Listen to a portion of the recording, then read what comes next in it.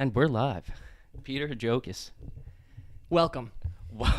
Welcome you, sir. Thanks for having me. It's been a while. What's going on? What is going on? Tell me the news. Well, here's what I want to talk about first, which is what I did today at work. And that was an active assailant training, active shooter training that this outside company, some like external vendor who does this, who goes to different organizations, like one of their clients is Goodwill, and they train people, how to respond. God forbid a guy with a gun, steps into your workspace. And so it was like virtually my whole day. This was like a 5-hour presentation put on by a guy who's had like 30 plus years. His entire career is like a law enforcement, like fireman, and he knew his shit. And he was very passionate, very, very interesting to listen to, but basically, gave us tactics on, what to do. And it's like I'm sitting there the whole time thinking it's pretty tragic that we live in a world where we need something like this. But the reality is, like, we do need something like this because the average response, what people have been told up until really, I guess, a couple of years ago, which was like SOP, standard operating procedure, for for those not in the know. Not in the industry. Yeah. Is to get under cover, like stay put, like barricade yourself, get under a desk. That's what they were taught at Columbine. And I learned today that apparently Columbine, they were ahead of the curve because they had training like this, but they were trained to just get under your desk, stay put until it's over. And as we all know, like if you're like a duck in a barrel, or what's the phrase? Shoot fish in a barrel. It's a fish in a barrel. It's a sitting duck. And so their whole point was action always beats reaction. So you always have to be moving, at least like be moving. Okay. Because then the chances of being hit, and it's pretty like. It's kind of like, it's obviously dark and disturbing stuff, but, they threw all these, like, statistics at us. Which one wowed you the most? It's that, I guess, I think it was 86% or something like this of all, like, mass shootings like this are over in 5 minutes. And 50% of those are done in 2 minutes. Wow. So they just last like no time at all. Yeah. And in those scenarios, you find yourself in a situation like that. Obviously, like every second counts. And so it's like, what are you doing? They were plugging like a situational awareness. So anything from, like the moment like he goes to reload, like you should be moving. You have to just be. Another big thing that they talked about is OODA loop, which I love. And do you know what that is? Nope. OODA loop. I'm gonna learn though. Oh, you're about to learn today. That stands for. Well, before I tell you what it stands for, it's. The loop is like what it takes to make an action. So OODA stands for observe, orient, decide, and then act. And so every time you're gonna do anything, you have to go through these steps, through this loop. And so in a situation like that, the gunner, the guy with the gun, and anybody else is like going through this loop, and as the perpetrator, the perp, and as a, how you say, I guess, like victim, your goal should be to disrupt his or her, but 98% of shooters are male. Although there was, I guess, the YouTube shooting, which was a female. I don't remember that. No, I haven't heard about that one. But that was like YouTube HQ. Okay. Or something like that. But what does that mean? It's that, like, is there shit to throw? Be throwing that, because when you throw something and they got a muzzle pointed at you, suddenly they have to reobserve, reorient, redecide and react to that. Oh, and so okay. it's buying like precious Seconds. seconds. And so this is kind of all, I felt like, understood stuff. And until you're in that, God forbid, and they said the chances of anyone being in a situation like that, it's like the same odds as getting like hit with lightning twice in your life. But if what was I? Do you think that would have do you think that would help? That training would help in the situation that something went down? I felt that, yes, at the end of this whole training, I feel more confident that I have some tools like to work with, because the most interesting part about all this is that we put the theory into practice, and that they sectioned off a portion of this office space which we used to recreate what they called a sim cell, a simulation, and a guy came in with a Nerf gun, like an automatic Nerf gun, and started chasing us around. And we were free to like barricade doors. We were given like fluffy like fake snowballs to pretend like this is a stapler, there's a book, there's a water bottle, like throw it at it, like do whatever you have to. And so they gave us 3 scenarios. The first was do what people have always done, which is get under a table and stay, like we weren't allowed to leave the room. And so we saw like how that would play out. The second scenario, we were broken up into a couple rooms and a lobby. And so what do you decide to do with those people, in that space that you find yourself in? And the third was just like a free for all. The third scenario was actually moving us toward a procedure, which is what the company would be responsible for putting together in the case of an active shooting. And we were warned. There was like an announcement came on as part of the simulation.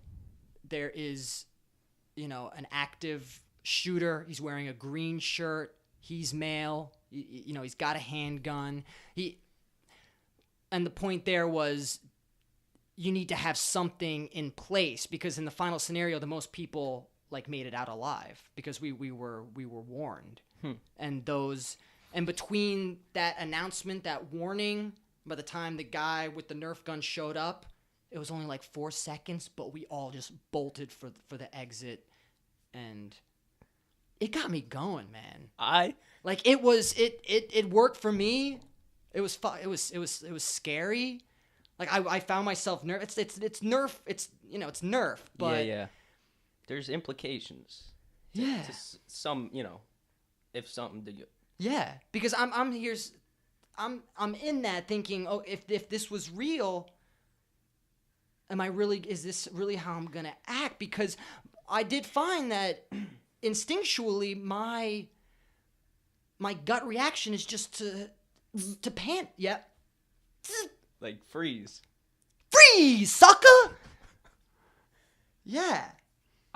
I ask because like I feel like a lot of people, when that goes down, it's just like your instincts take over. And what instincts vary from person to person in a situation like that, like you don't know. Someone could jump out a window, someone could just freeze up and like I feel like there's a full range spectrum of how people would react to a situation like that. Sure. So I'm interested if like something like this makes a difference, or if that like natural instinct takes over, or if like maybe the training, there is that little voice in the back of your head that you just remember one thing. You remembered one thing from the training, and that ends up saving you, or something like that. Like That's the thing, and I do feel that there were a couple takeaway tools, yeah, that I would, before that training, for example, I would never have had the awareness to think, oh, when the guy's like fucking reloading, like that's a time to move. Yeah. You know what I mean? Yeah. And I'm not sure if I was in that room, like filled with smoke and Like real. like that I would do that. But the one guy was talking about the walls kicking in because we're surrounded by drywall, and so what he's gonna do is put his hands on the ground and mule kick his way through the drywall, which like firemen are trained to do, and things like that. It's like, That's time consuming. but I mean that goes to your point where it's like everybody, I guess, has their own sort of gut reaction to that scenario. The fact that this even has to be a thing. What has The to be a fact that thing? we even one have to talk. Well, that you have to go through this training. That like this is a thing that happens.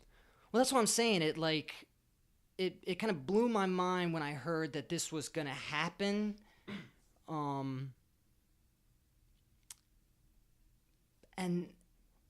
yeah, just the kind of level-headedness in which this guy's just explaining and showing us sort of animations of the Parkland school shooting, for example, a time-lapsed animation of what the assailant did, what the students did.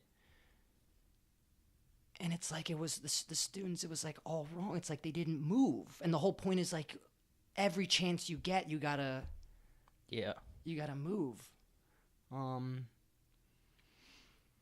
That's sobering. Yeah. Yeah, it is. It's a lot to think about. It was a lot to take in, but I was just what was so interesting about it for me was, as you well know, and as the listener will soon know, for the past about 3 years I lived abroad in Europe, in Prague, Czech Republic, and over there, while I was over there, I think there was the Pulse nightclub shooting in, where was that, Florida? Yeah. And so constant, the constant barrage and deluge of these stories and these incidents. But over there, I never felt unsafe.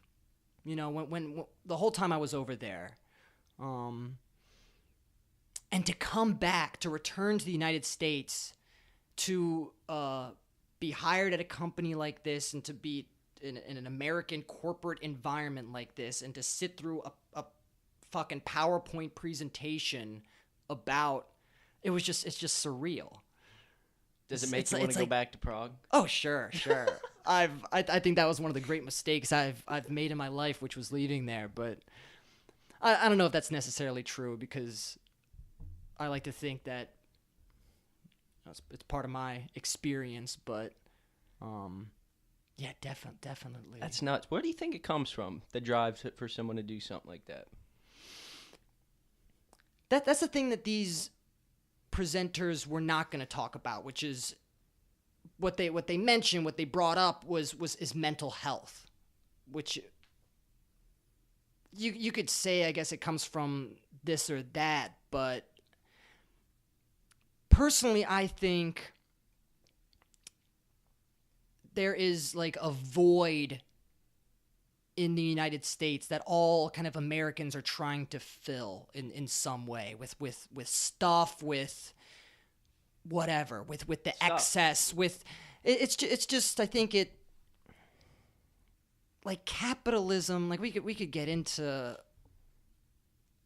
I don't know if it's the best way, because it just,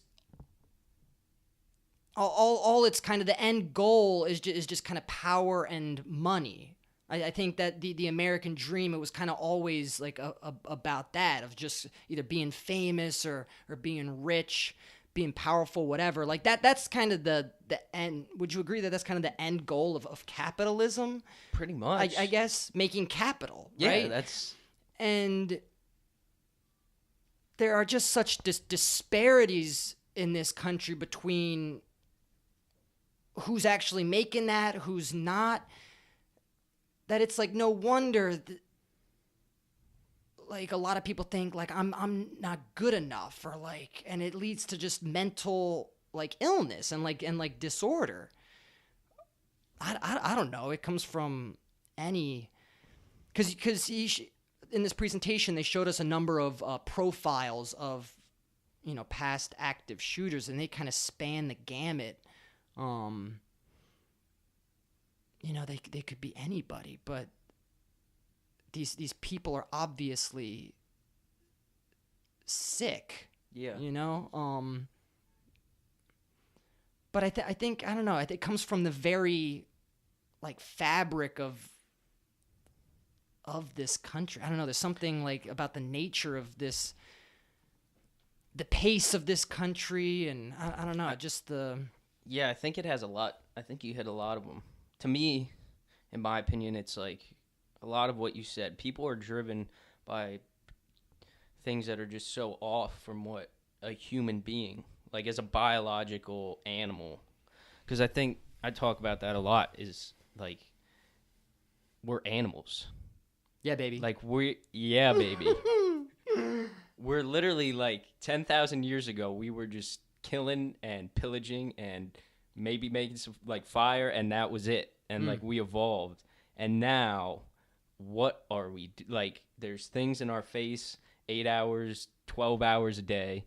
We're motivated by things that didn't even exist that many years ago. And I feel like part of it is the human animal adapting to, like, it doesn't know what the heck to do. It's like we're driven by things. Like, why are we driven by money? Like I think a lot of people know that, like, someone that finds inner peace is like not like no one, you're not driven by things. There's like an inner peace that's found beyond that. And like, I think another really big part of it is now it's weird. It's almost like a contradiction with technology. We're more connected, but we're more isolated. Like, people don't really have a good sense of community. Like, people may not know their neighbors, you know what I mean? Like, I live in this building, and I like don't really know that many people, but there's how many people? It's a 24-story building. Like, there's how many people that live here? And like, there's no sense of belonging. And I think that has to do a lot with, like, because you hear some of the people, like, the theories are like people trying to get back at people that they weren't included in this group, so they want to get back because they could never be friends with them or whatever it was. So I think there's like kind of a sense of inner loneliness, and a lot of it too is people not just being in touch with like their emotions, and like it bottles up, and eventually one day you decide you're going to shoot up a school. So I think that's kind of some of it.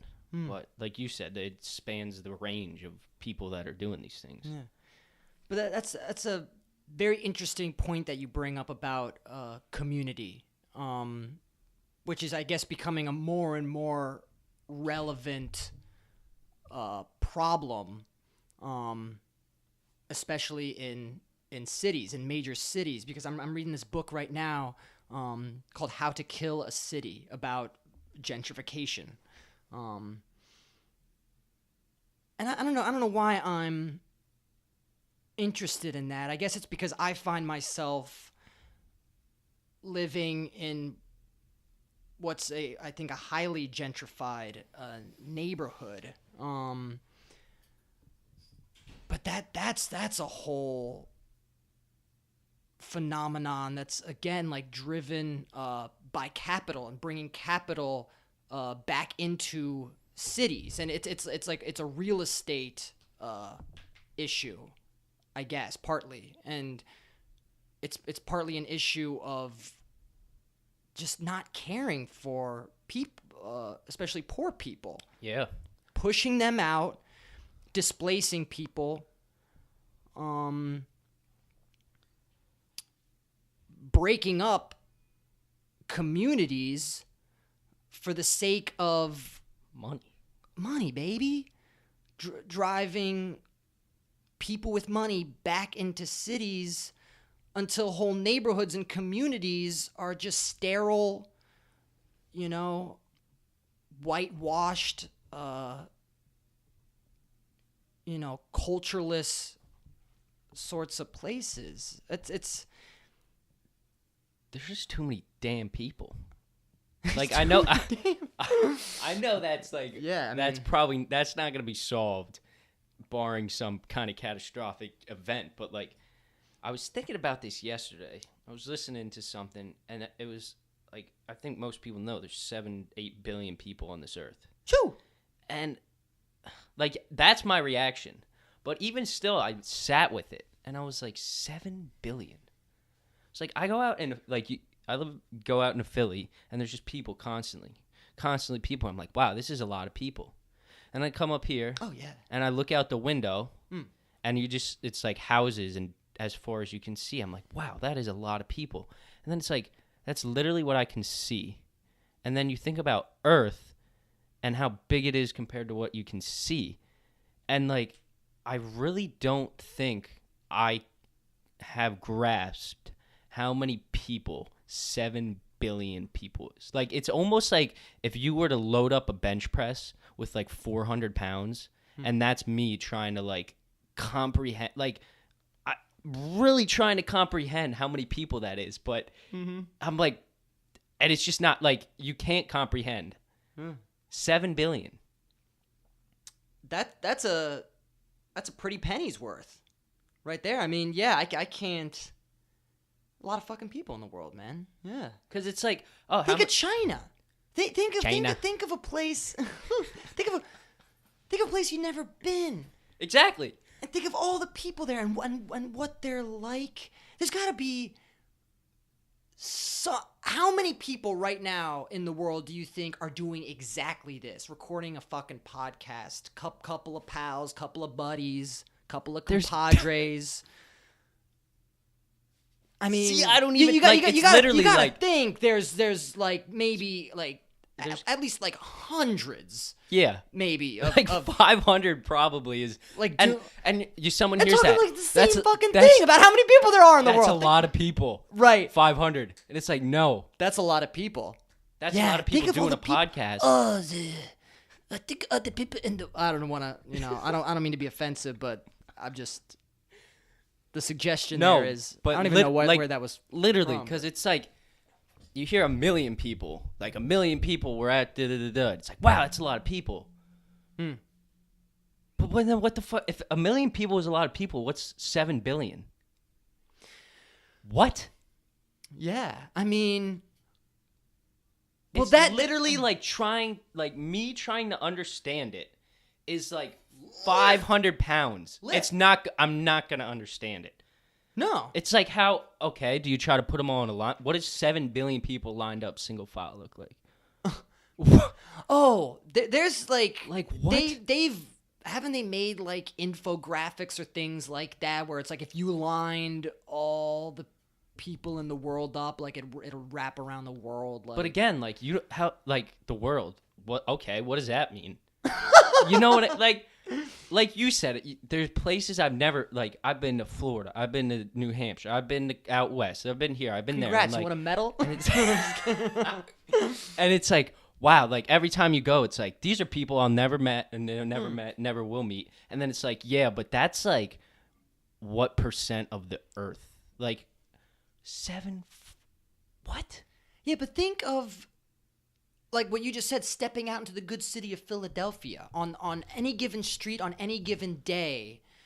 Are you aware of, first of all, how many people like are like immediately around you, and then think like you're never gonna, although you occupy the same kind of basic space, the same city, like it's like chances of you seeing those people again. I mean, unless it's part of your routine, like in which case, like I've, got the same route that I take every morning, and I'm kind of noticing, okay, you're here at this trolley stop the same time every day, just like me. Trolley. Yeah, baby. Beep beep. Number 15. Gerard Broad, brought up north. All you good listeners out there know. And if you don't know, now you know. Brother. Yeah. Look it up. Jared Yext, who's the host of this show, by the way. If you guys didn't know. If you don't know, he's got a poster of the baby Notorious, B.I.G. up. Rest in power. So that was a topical. But it's and then so yeah, going somewhere with that. It's like, how do you? Okay, then let's look at just the U.S. It's like, all right, take a couple plates off that bar, that bench press. Now it's like 300 million or 350, whatever it is. Okay. And I don't know if there's a way to govern 300 million people to make them happy. Like, no. And you think about it, we have we have 300 million people, and bless them. Bless you all. Those other 6 billion can go suck a lollipop. Yes, Lord. It's like, how, and then it gets broken down to two parties. Like, are you Democrat or Republican? 300 million. But it's more than that now at this point, right? It's become. I can see where this is going. What kind of Democrat are you? What kind of Republican are you? Or yeah, but okay, yes, no, you're right. But when you go to vote, what are you vote like? You're but there's voting. Also what? There's the Whig Party. There's the Green. It's not the Whigs. But there's the Green Party, right? There's what, Libertarian. There are other. Are they gonna win? Like, okay. You know, do you understand what I'm saying? Like, you're literally coming and voting for like one of two people. Like, what? For 300 million? Yeah. And I understand there's more. Like, there's a lot more to it than that, but. I think of that a lot. It's like, what? That makes no sense. Well, it's interesting to see, really, whether you're Democrat or Republican, what those parties fundamentally now represent, what ideology they represent, and I think what's associated now with Democrats and kind of what they've always represented is acceptance of all people. Of all kinds, and looking out for the whole, all people, and providing for, those less represented or vulnerable populations, things like that. I'm not so sure the Republicans share like those same values, and that I think when I think of Republicans, I think of like, iron, grit, strength, rugged individualism, kind of. I don't know. Peter Hadjokas 2020. Sign me up. Put me on the ballot. I don't think baby. I can handle that. Oh. What? Go ahead. I was just gonna say, it's not hard to have fun when you're a party of one. Stinky Pete 2020. Peter Hadjokas 2020. Vote now. Vote up. If you agree, don't vote at all if you disagree. No, you probably should vote. We need a little bit of this lightheartedness. A little All right. Did you vote? Did you vote, by the way? No. Okay. Yeah, this is gonna get salty. So this is the talk that we're having. This is gonna get salty. Nah, I mean, pissed a lot of people off. Oh wait, no, I did. What am I saying? I did vote, and you're gonna say, "What the fuck? Like, what? You're changing that?" How'd you forget? The reason I came out with no is because I was thinking in terms of the next election. But no, I did vote this past election. Congrats! You won a medal. No, yeah, that's kidding. 2 now. You gave me. Thank you.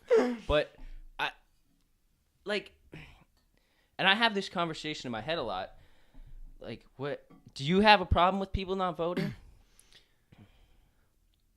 Personal, I don't know how I feel about that. That's a good question. I don't really care. No, personally, I don't care. Do what you want to do. Do what you're comfortable doing. Maybe I should have, or all people should have a a stance on that. No. Because you get into this problem of not having an opinion or something is like its own problem. There's like almost like a moral obligation to be involved in some way, and to not be involved or to ignore it is like, oh, you're not doing any, like, why, like, what's wrong with you? I think now? a lot of the arguments come in like, one, people get pissed off because it's a civic duty, and then two, the other argument is like, well, then don't talk about it. Like, you know what I mean? Sure. Like, if you didn't vote, don't talk about it, which I somewhat agree with that.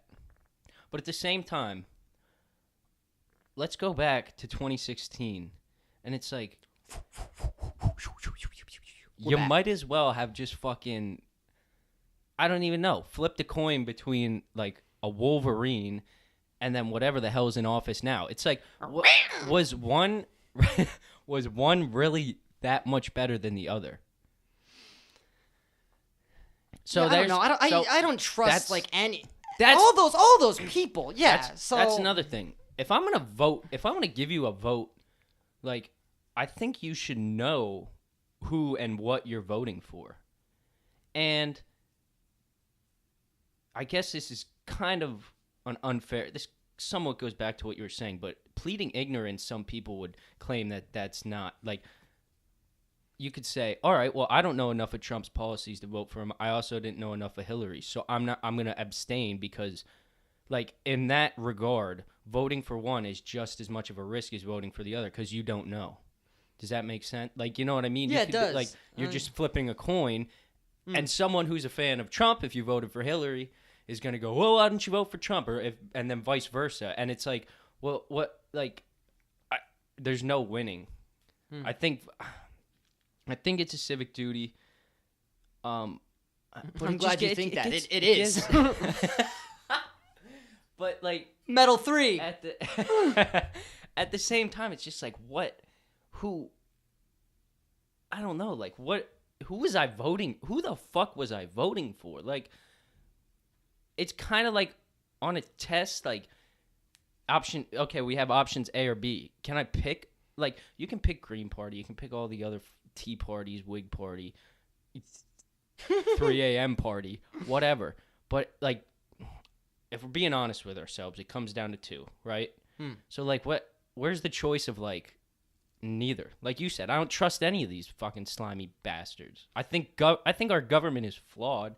I mean, absolutely it is. I think. Listen to myself. I sound like a fucking pundit. Pastor Pete. We're going in on shit you and I know nothing about. Yeah, no, seriously. But when you reach a point where there's 300 fucking million people. Well, no. More specifically, where a rapist, is elected to the Supreme Court, the highest court of the United States of this country. I think we're at, and it's. I think it's safe to say, and I think we can probably all agree at this point that was Brett Kavanaugh. Name drop.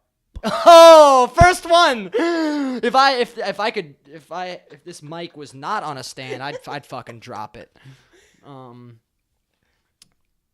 But I think when you reach a point like that the whole system, it's like it's broken. I don't know. I kind of think of it this way. It's all just, yeah. I use this analogy. If you want to use like if you didn't vote, don't talk about it. Okay. So let's call politics and the government like a game, like a basketball game or whatever. And if you vote, if you go and do your civic duty, you're playing. Okay. Now, if you don't, like, you're just sitting, you're sitting in the stands, just like watching, and like that's, I don't mind that. Like, this is so fucking ridiculous. What is going? Like, Donald Trump is our president. Name drop. Shout out. Shout out with Trump. The name drop. China. China. Listen to this. But like, what? Yeah. Like, that's not something I want to be a part of. And it's like, oh, then fucking move. Go get out of the country. But like, what? That just comes back to, I mean, yes, it is a game. And anything that you choose to be or do in life is a kind of game that you're playing. I think at least some people have the freedom to pick and choose what games, they want to play. Yeah, but, and for me, it's like, can I have the freedom to just watch? Like, this is ridiculous. Like, it doesn't matter what I think of Trump as a president. I fucking, like, even if I hated him, I don't love him. I don't hate him. I just love what's happened to people. And that's what I mean. Like, I love I literally feel like the guy on, like, a lawn chair right now, just, like, watching people, like, Trump said this, and, like, just the outrage. I love watching it because, like, one, when he was elected, the world was going to end. People clearly don't have a firm grasp on government if you think, like, the president is going to ruin it. Like, there's checks and balances for a reason. Like, the power of the president is truly pretty limited. Would you agree? Like, I'm not so sure. I don't know. Like, that's true. Again, we're talking about, like all this shit has come out about him. About, it's like, why is he not out yet then? Because he's in the most powerful seat in like the free world. And that's what I mean. That's what I love watching, like, with my popcorn. Like, all this shit's come up. Your proverbial popcorn. All this shit's come up, and it's rolling off his back. It's like he's untouchable, but what? The president with, like, a porn star, president with China, with Putin, there's this, there's that, boom, boom, and he's still fucking going. Like, what? That's bonkers. Honestly, I can't believe he hasn't gone the way of JFK yet. Like, I'm sorry if that's, like, a bad thing or a wrong thing to say, but... Well, you didn't say it's just an observation. Right. It's not I'm just... Like, it's... Yeah. That's a good point. That is a good point. Yeah, I don't know. Just because at least in recent memory or in our lifetimes, he, I think, is obviously, by the most divisive president this country's ever had, I guess. But again, it comes back to, it's like when we reach a place where, the guy who hosted The Apprentice is now, in the GDOO, which stands for Goddamn Oval Office. The Gadoo. The Gadoo. No, and exactly. Skadoosh. That's like. It's like where are we? Like, and why did I come back here? Personally, it's like, yeah, I don't know. It's been very hard to reconcile a lot. I mean, I could talk about that. Yeah, just I don't know. Again, coming back to the United States and from seeing another part of the world, living and working there for a while, and just like bearing witness to the kind of shit that people put up with, and the poverty and the public displays of what's clearly like mental and physical illness. And it's like, why aren't these people, like, why don't they have care? Like, why does nobody seem to care about, I don't know, in Prague, it's like there was first of all, the pace of life was much slower. I felt like my mind was quieter, but that was mainly because I didn't really speak the language, and so I felt like an island a lot of the time unto myself, because I'd be on public transit, I don't understand a word anybody's saying, and then I come back to a place where I understand what everybody's saying at all times, and I'm wish just you didn't. Yeah, and it's just the amount of input. It's just like overload. It's overwhelming, because I'm just, there's like this hyper awareness now. I don't know, just all this. It's a lot. I mean, until you're away from it, to come back to it, it's like you don't realize just how weird. Like, I don't know. Yeah, and I think that kind of goes back to what like the illnesses and where that comes from. Like what you were just talking about. like 90% of the population doesn't realize. To them, that's just life. Like that's, you know what I mean? That's life. There's no other.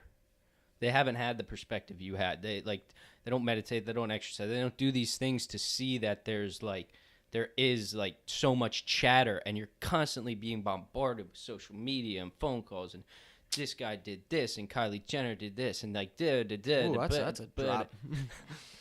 There's so much shit going on, and like people, to them, that's just like that's life. But like when you step out of it and you just go like, wow, like wow, like it's like what are we doing? Like why does someone care? I think that has a lot to do with it too. Like someone caring. I don't think it comes down to people caring, but let's call it people caring. Like someone caring about what the fuck I do, or like what does it matter what this person did, or like why do I care? Like I said, what Kylie Jenner does. Like what the fuck? People are obsessed over these things, and like it's just like you're saying. There's so much going on. Well, again, it comes back to the idea that it's like fundamentally, I think, and I have no authority on this subject whatsoever. I want to preface like everything I say with that, but what a shill. No, but it comes from a place where it's like I'm not good enough, and so it's like this escapist or like voyeuristic. What can I escape into? Because myself, or what I think I am, it's not good enough, or it has to measure up to something, which is, again, wealth, power. Well, I hope you do realize, and like I think you're having this conversation because you realize there's no reason for you to feel that way, but yet you're feeling this way, correct? Right. Like you realize like why do I want that? Like that's not. Yeah, and like that's what society fucking does. It's like, again, it's just part of the nature, I think, of this,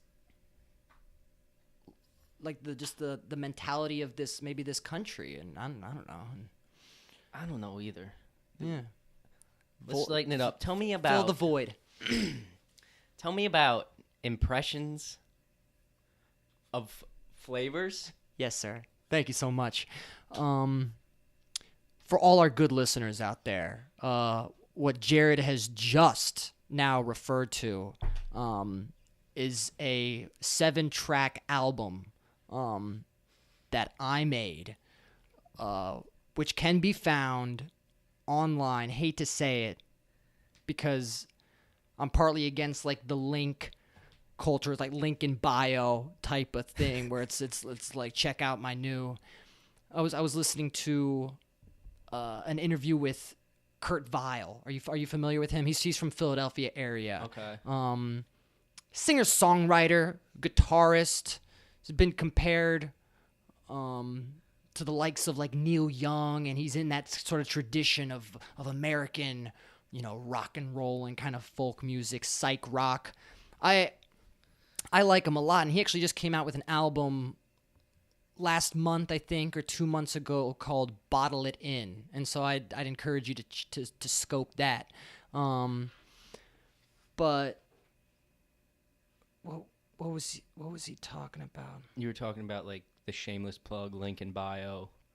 Oh yeah. He was talking about how he doesn't like that, and he's always, throughout his career, he's always valued the physical object, like making the thing that becomes a part of the whole project. What does it, specifically about like albums or music, the CD or the vinyl. Yeah, it could anything from just like a CD, a cassette, or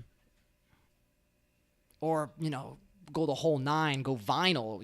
What? That's what I do, baby. Yeah. Heck yeah. You got a player? It's back after home. This. It's back home. Oh, okay. Yeah. Why? Tell me you're out on vinyl. My what now? Are you out on vinyl? Is your Oh, album? I'm not out, baby. My brother, God bless him. He's been on this show. Episode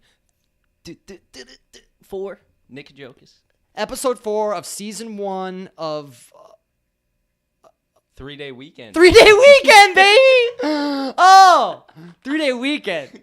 Oh, If you couldn't tell, that was the first time Peter heard the title. sue me. No, I knew that. Sue me. I knew that. I knew that. I knew that. No. But where the hell were we at? We're going with Impressions of flavors. yeah, this album. So it's only online. I don't have. I've always kind of had the intention of like packaging it somehow and making like a physical object. That's something I've never done. But that's a whole nother kind of realm. I think. But yeah, I think yours would be good because for most people, I'm sure they haven't listened to it. I think having your vinyl on or your album on CD would be good because if someone wants to feel like they're doing drugs without actually taking any substance, what came into my ears listening to your album was probably the closest thing to just what the hell. thank you. I guess that's high praise. It's nutty and it's abstract. It's impressions of flavors. There's no other way to put it. Thank you. Yeah. Well, where did that come from? What was the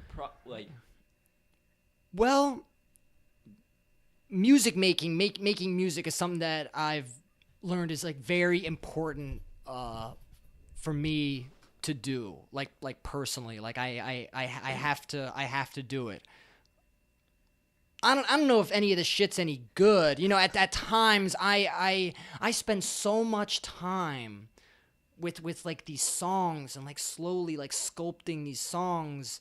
That album took me off and on, I guess, a year and a half, you know, working on some of those songs, and that's 7 songs, you know.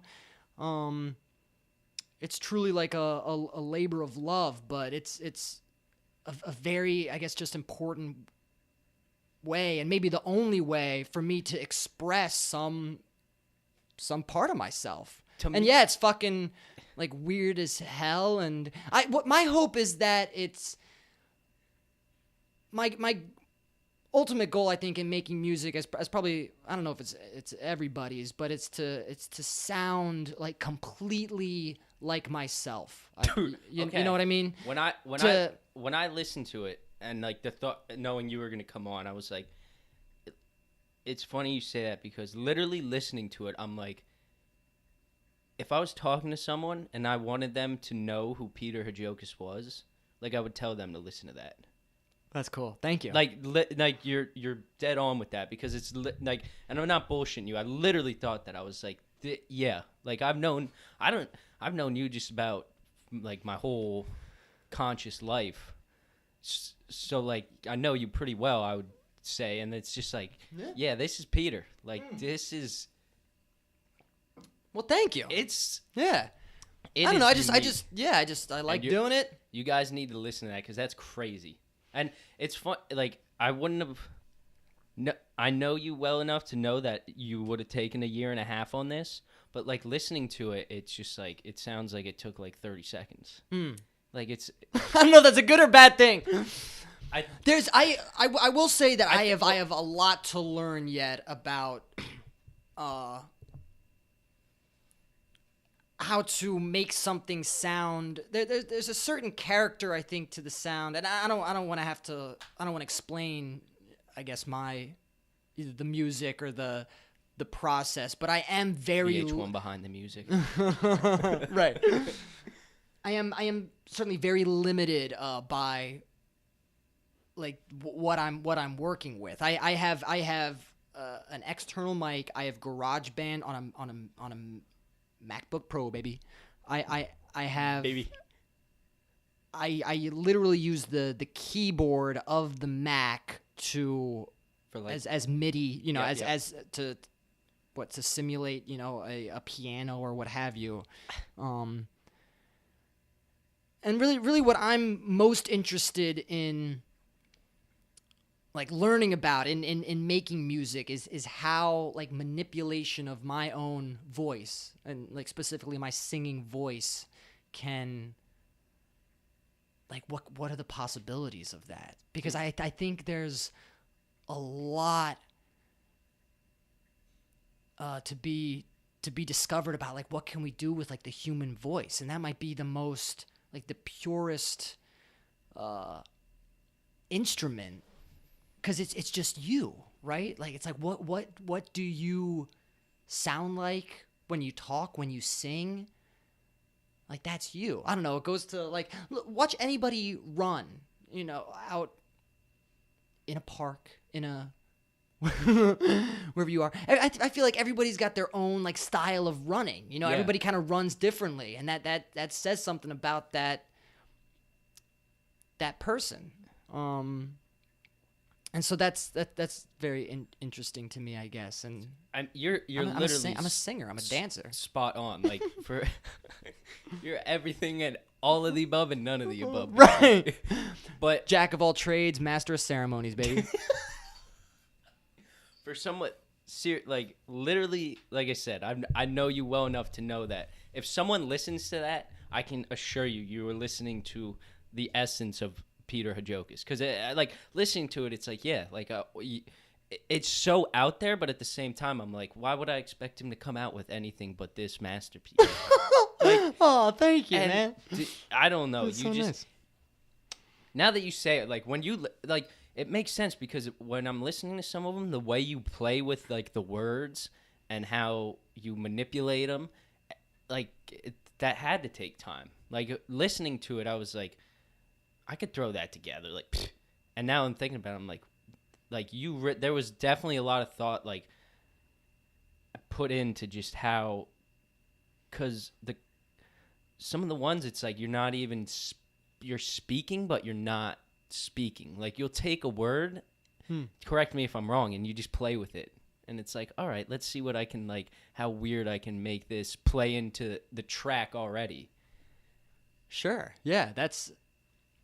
That comes back to, I guess, what I'm trying to say. It's like, to experiment with words and how they sound and I guess how they can be sung, because I will say that I don't think, and it's something that I want to continue to work on, I guess, in the practice, is that these songs aren't really necessarily about anything. It could be about a lot of things, I guess, but you listen to a lot of more maybe traditional like pop songs, because I think this is in the realm of kind of a pop.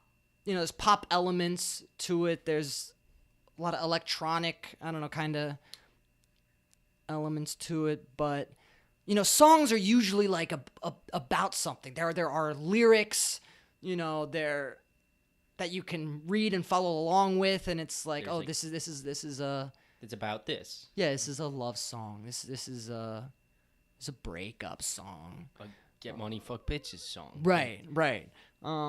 So, all my songs are love songs, by the way. I will say that right now. And he loves all of you. I'm glad you went down this, because in your head, so like it's like when you hear most songs today, it's clear where it would be listened to. You know what I mean? Like this is a great song for the gym, or this would be in the club, or this is to like sit in your room and just get depressed and listen to. And when you envision someone listening to your album, how do you, because like it's so obscure, so how do you picture someone digesting that? Like what's that person's mindset, and what are they doing? Again, I'm not sure that ever occurred to me in making the album. It was kind of, it did, but it was solely like, what do I want to hear? You know what I mean? Yeah. It's like what is the music that's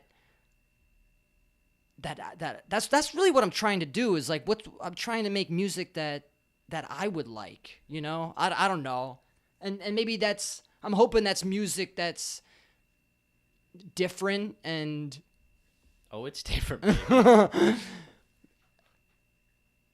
Again, I don't know if it's necessarily any good, but I think part of it, I think it's good, but I think part of let the record show I was not fishing for a compliment there, but I will take it. Thank you very much. Get this man a medal. Number 4.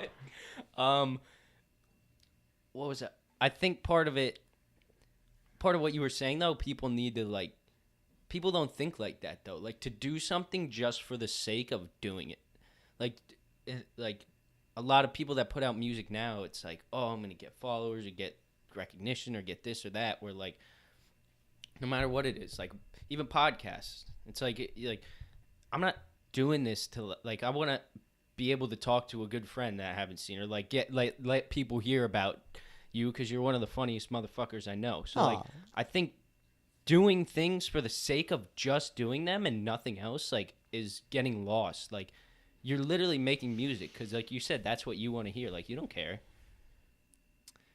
Like again, I just think it's important for like my mental health. Like I have to, for whatever reason, it's like I'm compelled to express myself, in that way. And some people, I hope that like every like, and I think that probably like every artist or musician or whatever, creative, and even if you're not creative, you need some outlet. I think you need something to work toward.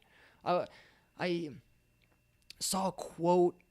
I think it was actually, for whatever reason, in the Body Worlds exhibit in Amsterdam. You know, those like plasticized bodies. It was a quote about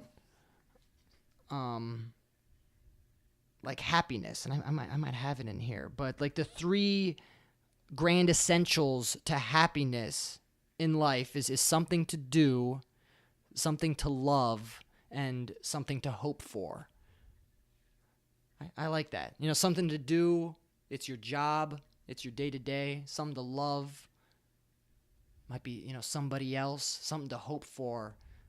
That can often take the form of, I think for a lot of people, like artistic pursuit, creative endeavors, projects that you just kind of, like you said, you just do it for the sake of. It's who you are.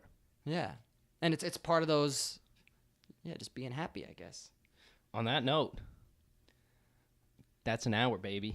That's about an hour. I'm having a great time though, and we could go on. I mean, you said you were on a little time crunch. I don't know if you got places to be. I would love to go on personally. Yeah. I mean, you tell me. Let's take another half an hour and just see where this goes. See, is that okay with you out there, the listener? Yeah. Thank you. Then we'll carry on. We'll carry the torch. So are you working on any projects right now? Is there something cooking up in the oven? There are. I do collaborate with a friend who lives in Baltimore on a project together that we call Baby Powder Tower, and there have been like 5, I guess, to 7 songs that have been floating around that we'll like email back and forth. Some of them for over a year now. But that I'm just like, it's like ice pick. I'm just picking away at it. And I don't know. It's not something you can rush, but that's like another album. And more immediately, I'm working on developing or producing a radio show. And I actually wanted to talk to you about this. At Philly Cam, which is Philadelphia's, Philly for, those not in the know, is short for Philadelphia, where we currently find ourselves. I don't know where you are. The summit. Yeah. Woo! Yes, Lord! The pinnacle, the peak.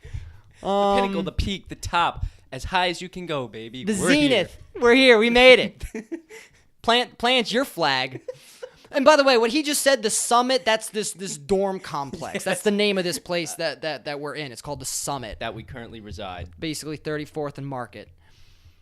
For anyone that wants to rob me or mug me. Come on down. No, I'm just fucking Philadelphia News Radio 1060. Ooh, oh. So, Philly Cam is Philadelphia's public access television and community radio station. Okay. And their radio station, community radio station, is relatively new. I think they might have gone on the air like 2012, or it could have been as recent as like 2016. But in order for them to be a community radio station, their programming has to be somehow educational. And so you got to go through like a number of steps to get involved at this place. You got to go to like a free info session, learn about the whole operation, the works, nuts and bolts. And then you got to basically buy an annual membership. So that's how they get you. That's how they nickel and dime you. Everything for $1. And Billy, then, baby. yeah, Capitalism. bring it back. Bring it back. Continue. And then this is what I did this week, actually. This past Wednesday, December 5th, 2018. Let the record show. Little algebra there. Yeah. I had to attend an intro to media, like radio workshop. And so that was more information about the station and how to pitch programming. And so I've always, I don't know if you know about this about me, but I've always deeply loved radio. And yes, there's something we're going to get into after this, but continue. It's especially just, I feel like it's one of the few ways, and you could probably make the argument for like the whole fucking internet, but of just like discovery. There's nothing quite like, tuning that dial. You don't know what you're gonna like land on. There's something very, I think, still like exciting about that, and a lot of people still listen to radio. But yeah, it's like you don't know. I don't know if you good listeners out there, or if you, Jared, ever, I don't know, just like play around with like an actual like a radio like FM dial, and it's like landing on like a song that maybe you haven't heard, or a song that you like. It's like I love that. Like, no, I have nothing quite like that. I grew up on that. Yeah. Like my dad he still listens to it to this day. So when people try to tell me that it's not relevant, it's like, no, people love it. Oh, and, yeah. You're absolutely right. There's something like, just like, you don't know what the fuck, you don't know what's going on. Just like, all right, what's coming next? I don't know. Yeah. And it's the thing about it, it's live. That's what's so exciting about it, is that, we're recording this podcast. People could, you'll come back and listen to it. It'll be, but it's just in the moment, radio. It's just like this, we're here, like, there's something very immediate, there's a presence. And again, that's like combating a lot of the clutter and the chatter that I think we were talking about earlier, that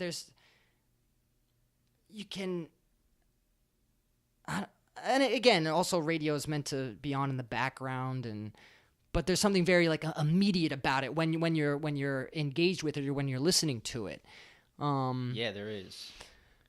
Which is cool, but I'm at a point now at this place where I can basically pitch a program, and I wanted to do a little brainstorm with you, maybe, because I don't know what to pitch. Like, I don't even know what to do, because I'm looking at the schedule, and I've obviously listened to this station, and it's a lot of kind of not the same things, but, there's a show about arts and kind of culture in Philadelphia. A lot of this programming is geared toward, the immediate vicinity. There's already a program about sort of obscurities or rarities, kind of in music. There's the funk program, which as you know, but I don't think our good listeners out there know. Even the bad ones. We'll take the good and the bad, naughty and nice.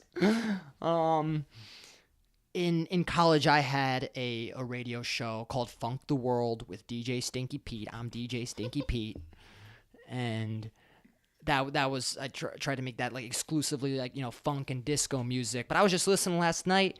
They got a guy playing funk on there, so it's like that's out.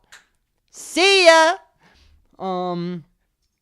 There's already a program I guess about this or that, and I'm trying to think like what isn't on here, like what could I do? And I noticed that there is no comedy program, and these programs are like 1 to 2 hours long, and at this point, also if you good and bad listeners out there heard that what sounded like a fart, it wasn't a fart, it was my leather shoe scuffing up against my other shoe, a sort of guttural squeak of the boots. But in this vein, there are actually a couple jokes that I just came up with that I would like to share with you. He came prepared, folks. To preface this, you're Yeah. one of the funniest fucking people I know, dude. Oh, just thanks. seeing you today for the first time in a while just put a smile. And I've been You grinning. just came down there, you start cracking up. I've been grinning looking at you the whole time Oh. here. So I think a comedy show for you would it's literally just like putting the peg in the hole, whatever, like you fit. That's you. Well, thank you. But yeah, so for a while for about a month, I was involved in a comedy club in Chinatown, Philadelphia called the Good Comedy Theater. And I volunteered there. Like front of house, operations, ticketing, merch. We're talking concessions. We're talking Reese's Cups, baby. We're talking Genesee. They did not have a liquor license, but to get around not having a liquor license, they asked for quote unquote, and for you good and bad, naughty and nice listeners out there, I'm physically with my fingers, both pointer and index, both hands, quoting and unquoting. They asked for donations, $3 donations, quote unquote, for beer, and so that's how they serve beer there. Maybe I shouldn't say this, but anyway. It's all good. Yeah. Let's hear. I interrupted it in your jokes you had prepared. There's a couple of things we're talking about right now. Okay, but I'll let you clear it up. Sorry, I've been interrupting here. No, not at all. I mean, the one point is like what is the program like about? Because and even this program, and I love you, and I love this show. But a lot of podcast shows out there is just kind of this basic, this interview structure where it's like it's just conversation, you talk. It's like what are like alternatives to that? How can you? I don't know, because one idea I had is I'd personally like to get more involved in like an electronic music like community in Philadelphia. Maybe like specifically like house music or something like this. And Drexel's University, where for those not in the know, you listeners out there, talking to you, where I currently reside. Good Jared, goes to Drexel University, and this is where he currently resides. They have a radio station, WKDU, and every year they put on Electronic Music Marathon, the EMM. And I don't know if you listen to that at all, but that was just like nonstop. It was a big fundraiser. But I like a lot of that music because I like dancing around. And so my idea for this show or this station was like connect with those musicians, those artists, bring them on, talk to them, and then that'll be a kind of loophole to play music. That's kind of like, now we'll play, or just like play your music, or let's play music, or let's jam or something like that. Because a lot of the programs at this station, that I'm talking about, again, are like educational, and so they're not a lot of them are music oriented. Okay. And so it's like how to get around that. But again, I'm trying to think of like what's something that I want to listen to. And it's like, is that something that I want to listen to?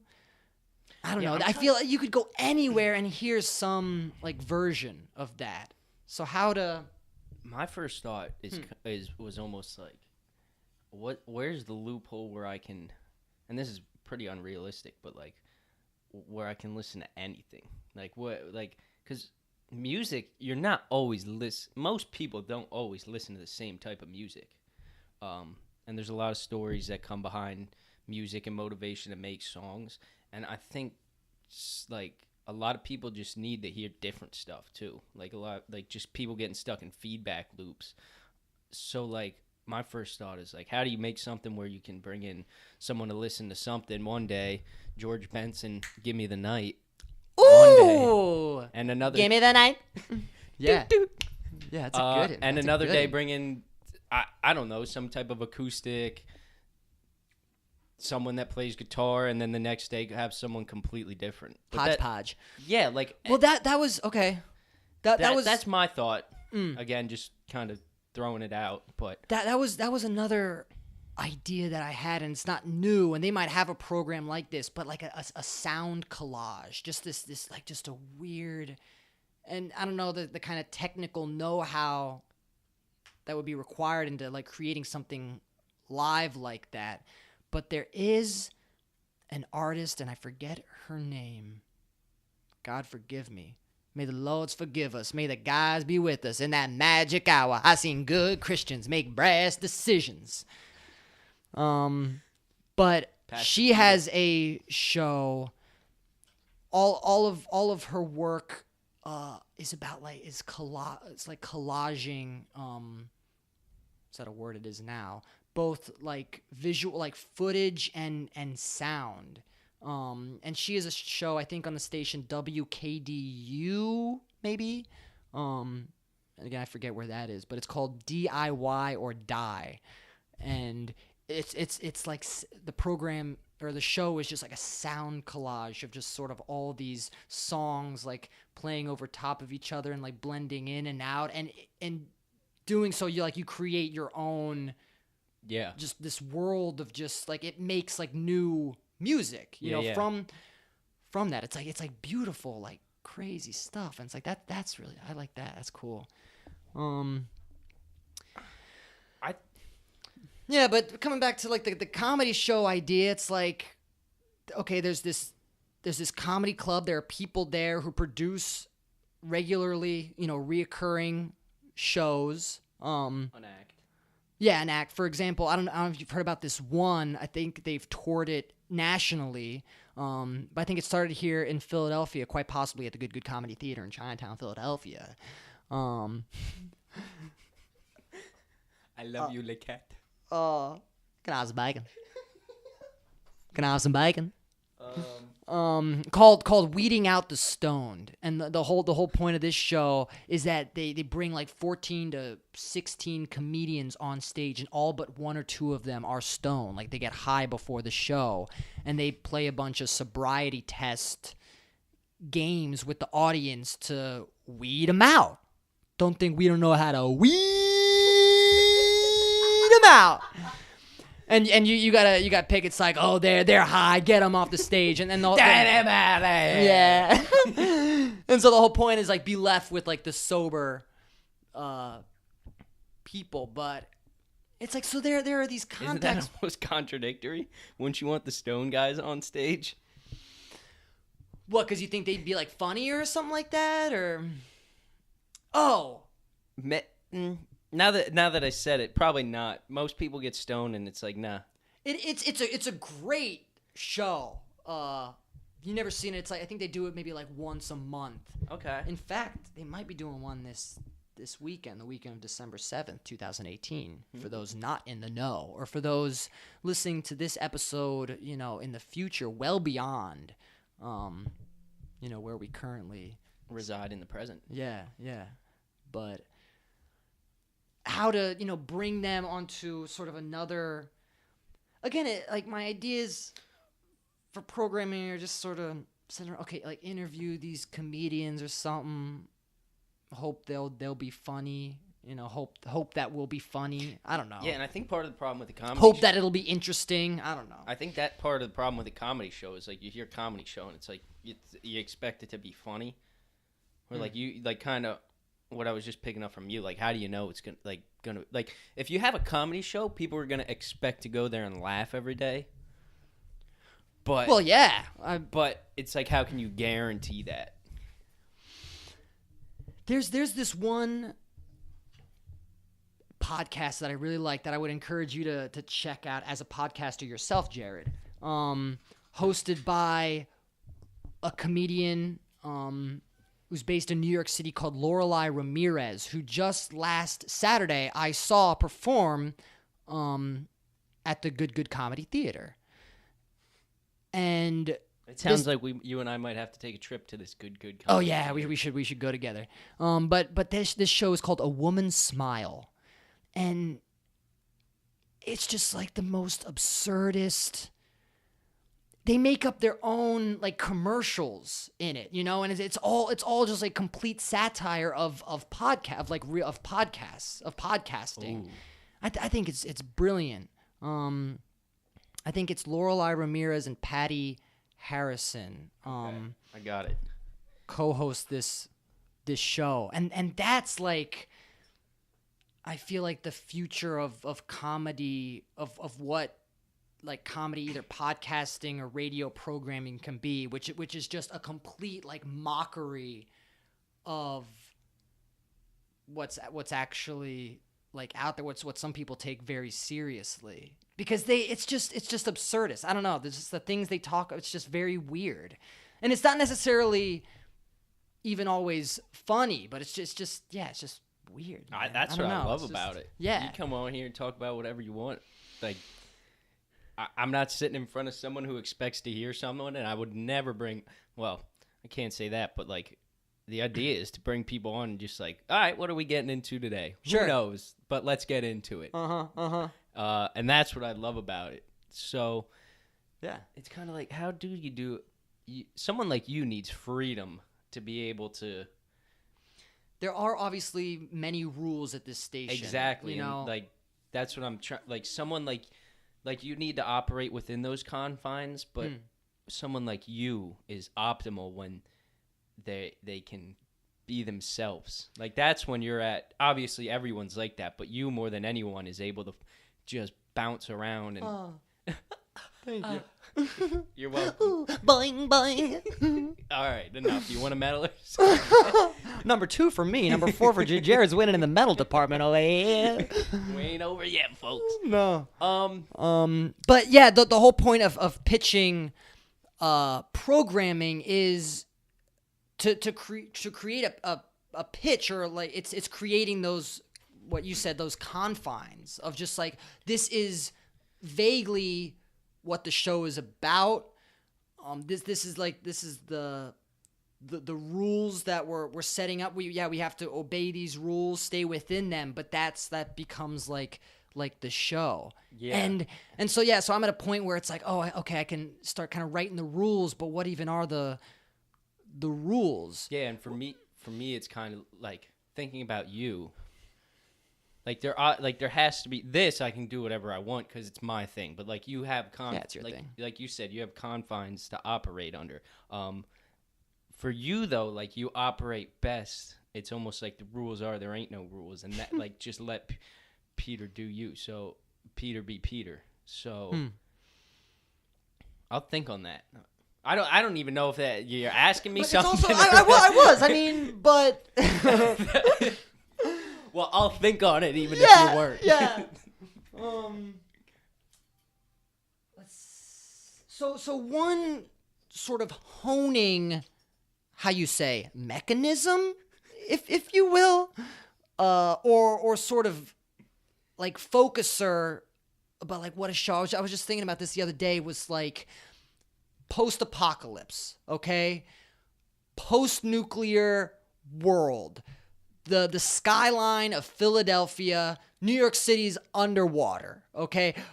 The Comcast building in Philadelphia is overrun with just like moss, and like nature has we're way beyond. Okay, We're at a point where like the natural world has reclaimed just what is empty shells of civilization. Good for it. It deserves to reclaim this nonsense that we infested it with. Yeah. The Pete Apocalypse.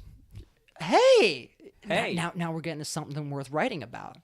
But continue. Where it's like, so the idea of the show or something to talk about is, okay, so it's in this world, and this is not new. I mean, like, video games. What, Last of Us? Have you ever played that game? No, Last of Us. That's like,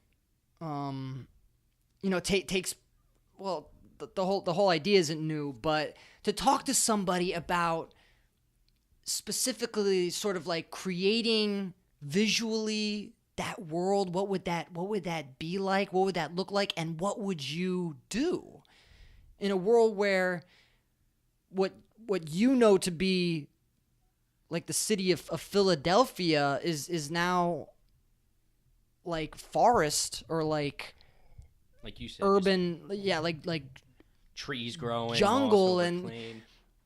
and yeah, it's and people out for blood, people out for just making it to see the next day. It's like what are you that could obviously lead to interesting conversations. And I was thinking about like talking to, for whatever, like electronic musicians about that, or talking to comedians about that. And that leads, for comedians, that could lead to funny, sort of insightful, I don't know, but that, and for electronic, I don't even know what they would have to say about like post-apocalyptic Would they world, last? but that's would they last? That's funny. That's interesting. Would house musicians last? How long would they last in a post-apocalyptic world populated by scavengers and scoundrels and fiends? There's not gonna be many mini boards laying around for them. No way. Beep beep boop boop. Not a lot of dancing. Tell us about your radio show that you hosted while you were in school. We're going on the half-hour point. This might be a 2-hour show. I don't want to put any limitations on this anyway. I mean, you're the one that came in already putting a limitation on Right, it. right. Do you have somewhere to be?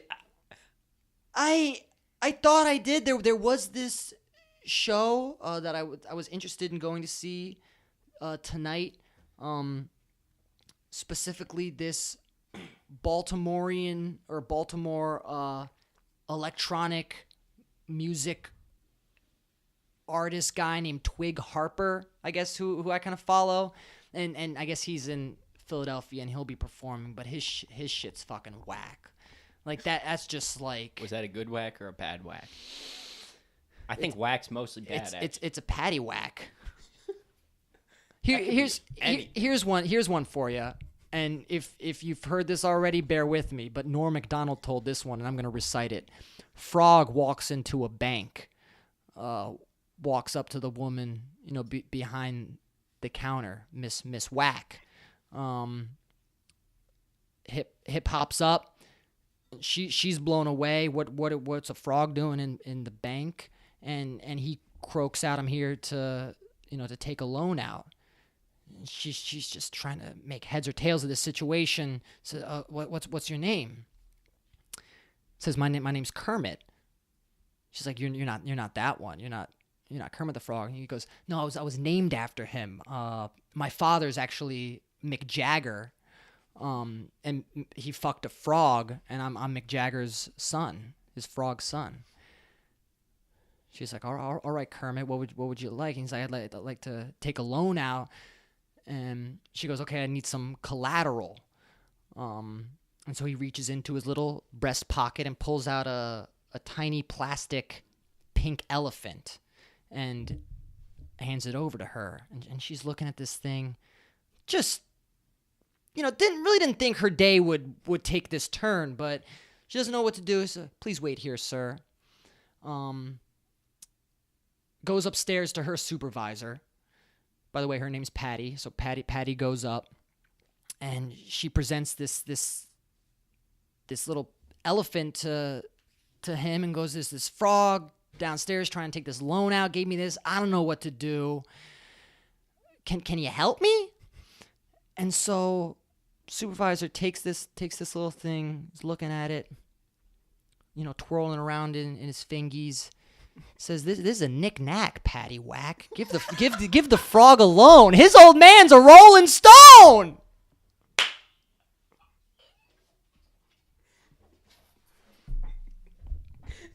Which brings me to a couple other jokes that I made up. Which is that this is actually true. I got a big bulletin board that I'm hanging up in my room now. Have you ever thought about being a comedian? Or not, just like dabbling? I've been no.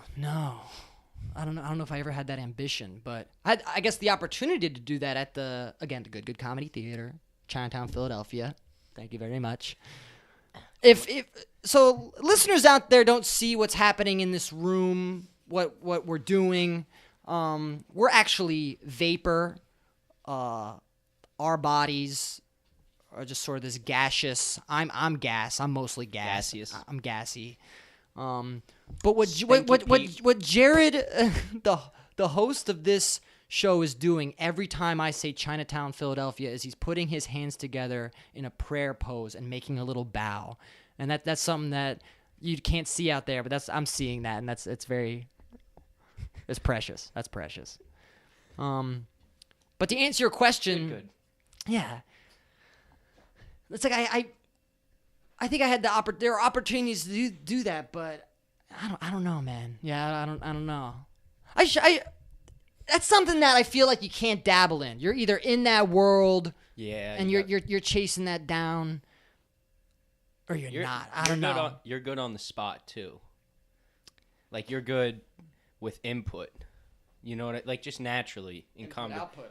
I'm okay with the output. I haven't had a good shit in a little while. Thank you very much.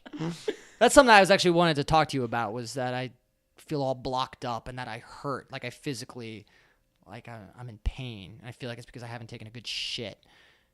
Have you tried the saltwater cleanse? Have you heard about?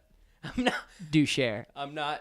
Do tell. Essentially, if you mix 2 teaspoons of salt in a liter of water, warm water, put that baby down as quick as you can in half an hour to an hour. Oh, something's coming out. Yeah. Apparently, I mean, there's a couple different uses for it. I've done it before, not to be backed up, but apparently that's one of the... For all the good listeners out there, you're welcome. This is what I'm interested in. This is what we should have been talking about the whole time. Beats politics, I'll tell you that much. Fuck you, Trump. Yeah, apparently it clears you out. Yeah. But I haven't done it when I was blocked up. Shoo. So I would look into that. I'll investigate, and I'll come back with a full report. Otherwise, I don't know. I've never had that problem. Make sure it's some type of sea salt, like a Himalayan salt, or you don't. Okay, want just, like a pink salt. Yeah. You want something with it, all the nutrients. You don't want the iodized salt. Mm-hmm. You don't want that, but it'll go through you. Whew! Well, something's got to give. I was thinking about shit, I guess. There was something I wanted to say to that effect. I hope that wasn't a joke that I just interrupted. No. Oh. There was a joke. This is all a joke, man. It's all a joke.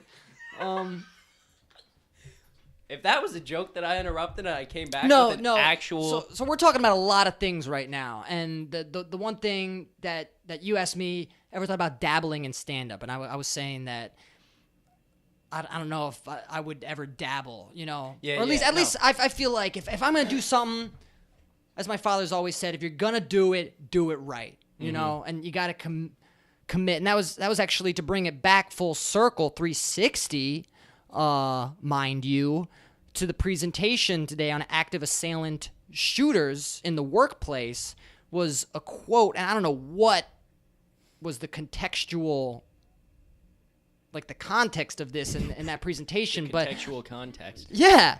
The quote was, and I forget who it's by, but that there's a difference between being interested.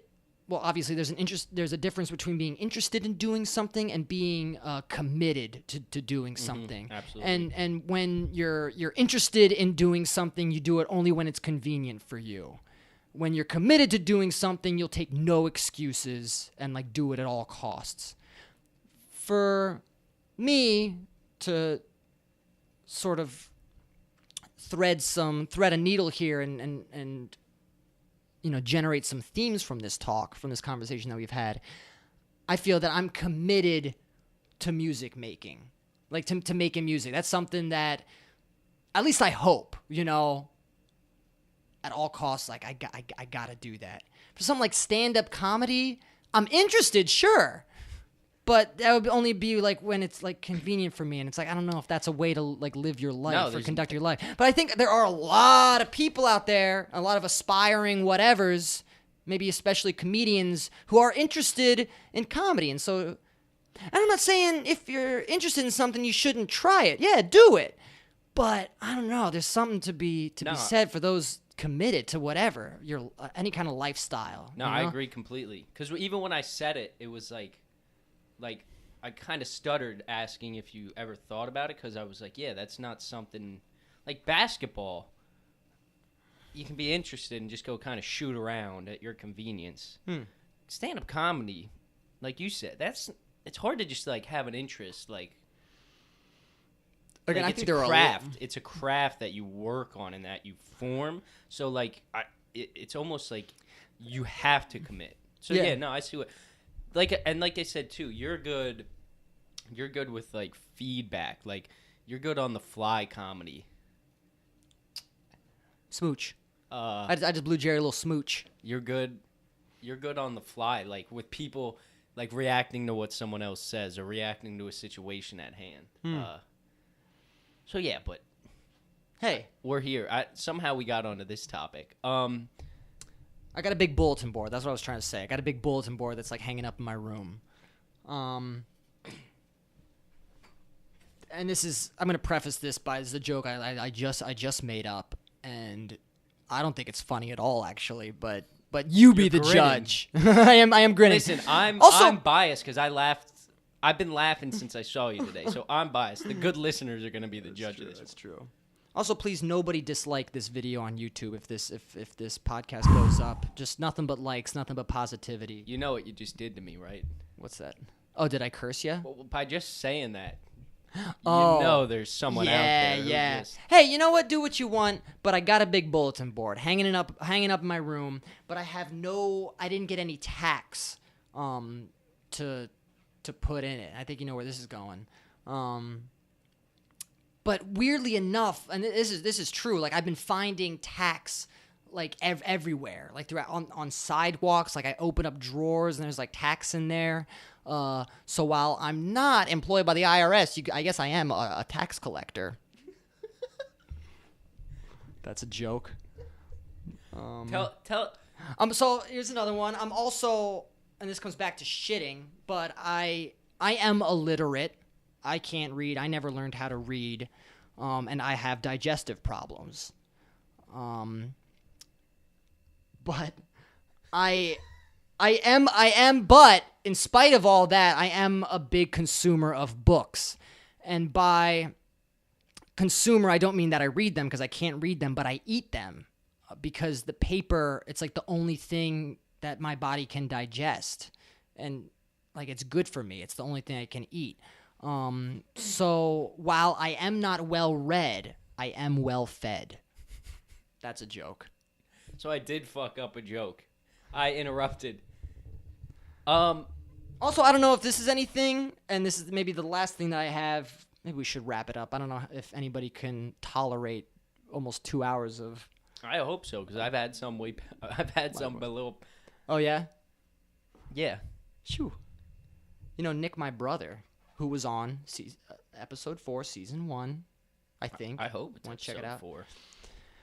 That might have been 2.5 hours or something like that. But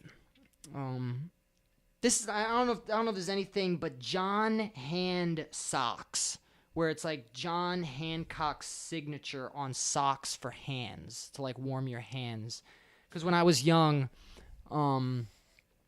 my mother would put Nancy. God bless. God bless.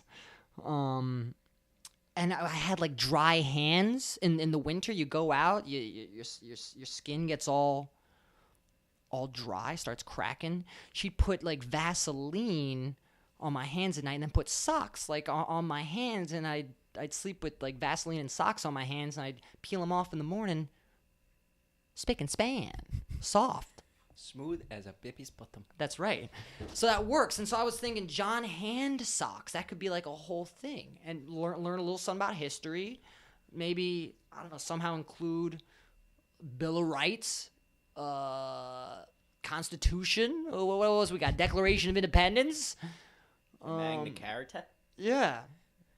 How about we I guess we can end it on this, at least, if you're okay. Tell me about your radio career and your show that you did, Funky Pete. Oh, Funk the World with DJ Stinky Pete. You did ask me that. Yeah. And I never did respond to it. But yeah, so in college for 2 years, I hosted my own 2-hour radio program from 9 to 11 p.m. actually. I don't know, only 1 hour. Thursday nights, WLOY. Loy. That's right. Baltimore, Maryland. Funk the World, DJ Stinky Pete. I got in a lot of trouble on that show. I think it was just ahead of its time. But again, that station had a lot of rules. I broke some rules. You weren't allowed to just bring anybody on, but like I would bring, whoever the hell I wanted to, just like friends, like, oh, come on my show. And it'd be like 4 or 5 of us in the studio just like going nuts.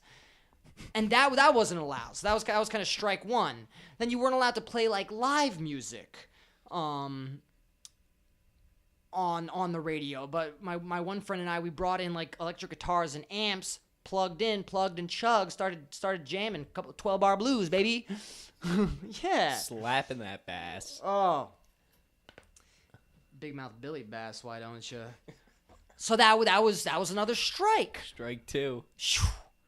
What, we're not allowed to do that. Just having fun. That doesn't sound like a radio. You can't Just play live having fun music with at a it. radio station. Sounds more like prison to me. Tell him. Tell it like it is. This ain't your Joe Rogan podcast, baby. This ain't your typical Joe Rowe. Oh yeah. This is Fat J with a PH. Yeah, why don't you? And then of course oh wow. I haven't thought about this in a long time. Yeah, this is how we'll end it, huh? The third and final strike was a few off-color jokes. And bear in mind, this is a Jesuit radio station. And the one joke that got me fired the first time. Wait, you got fired twice? Yeah, I got the boot twice. You got to be pretty goodly bad to do that. Oh, yeah. Real good at being bad, baby. No, I'm just kidding. But it was that how you say, girl walked into her doctor's office with an affliction. Said, what's the problem? She said, I got this rash in the shape of an H on my chest. So, she takes off her shirt and reveals herself to the doctor, and sure enough, there's a rash on her chest in the shape of an H, and he's like, what is this? Explain this. She's like, oh, whenever I'm, fucking my boyfriend, whenever my boyfriend's going down on me, he insists on wearing his Harvard sweater. So I get this H rash on my chest. So, okay, I have a cure for that. Take these pills. Get back to me in a couple weeks. You're cured. Second girl walks in, same doctor, kind of similar situation. Says to the doctor, I got this rash in the shape of a T on my chest. He's like, well, why is that? And he's like, when I'm fucking my boyfriend, he won't take off his Tennessee sweater, and so I get this bad rash. I get on my chest. And take the pills. Get back to me. You'll be okay. Third girl walks in. I think you know where this is going, but Doctor said, what appears to be the problem? She says, I have this rash in the shape of an M on my chest. And he goes, okay, let me guess. Your boyfriend goes to Michigan. She goes, no, my girlfriend goes to Wisconsin. And on that note... On radio, babe. On radio. On live Jesuit radio. Can't say that. Oh, you can. Can't say that. We did. But that'll get you the boot 9 times out of 10. And on that note, folks. I hope you enjoyed listening to us. Jared, it was an absolute sheer and utter pleasure. On. Thank you very much for having me. I love it. All right, you good people. Any last words, Peter? Yeah, get outside, spend some time outside. I think related to what a lot of we're talking about, just try to be aware, and what they talked about today at this active assailant, situational awareness. Just be aware of your surroundings. Don't judge them, but just try to develop a sense of awareness for yourself, and I think that will lead to more clarity and maybe more happiness if you're unwell or if you feel like coming back to what we were talking about, a lot of clutter, a lot of chatter in your head and stuff, and that's what I'll end by saying. All right, folks, you heard it. Thank you. Until next time. Peace.